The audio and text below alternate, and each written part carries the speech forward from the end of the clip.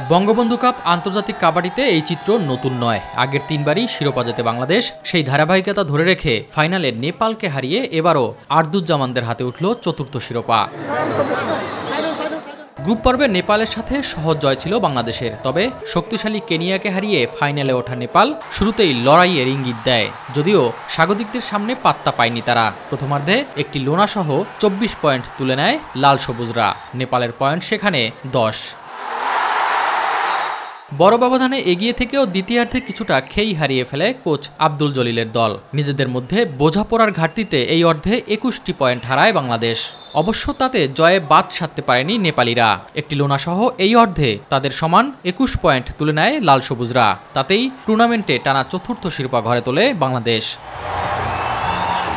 লাল সবুজদের শিরোপা জয়ের দিনেই আন্তর্জাতিক ক্যারিয়ারকে বিদায় জানান বাংলাদেশের অধিনায়ক আরদুজ্জামান মুন্সি। দীর্ঘ 15 বছরের ক্যারিয়ারের শেষ দিনে সংবর্ধনা পান কাবাডি ফেডারেশনের পক্ষ থেকে। বাংলাদেশের জনপ্রিয় খেলা ক্রিকেটেও এমন মধুর বিদায়ের নজির নেই। এটা আমার জীবনের সবচেয়ে বড় পাওয়া, যে আমাকে এত সুন্দরভাবে আয়োজন করে ঘটা করে আমাকে এভাবে বিদায় দিবে আমি কখনো কল্পনা করিনি।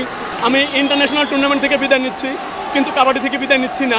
আমার ইচ্ছা আছে আমি আজীবন পর্যন্ত কাবাডির সাথেই লেগে থাকার চেষ্টা করব। খেলোয়াড়দের বিদায়ের যে সংস্কৃতি শুরু হলো তা বজায় থাকলে বাংলাদেশের জাতীয় খেলাটি আরও এগিয়ে যাবে বলে বিশ্বাস সবার।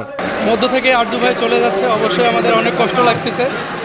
উনি আমাদের সাথে থেকে যেভাবে আমাদের লিড করছিলেন আমরা অনেক মিস করব। বাংলাদেশ কাবাডি ফেডারেশন আসলে আমরা অনেক চিরকৃতজ্ঞ, কারণ যে একটা প্লেয়ার এইভাবে সম্মান দিয়ে তাকে বিদায় দেওয়া হয়েছে। অবশ্যই উৎসাহ, এটা অবশ্যই এটা পজিটিভ চাই, এটা ভালো চাই। এস এম আরিফ, মাই টিভি, ঢাকা।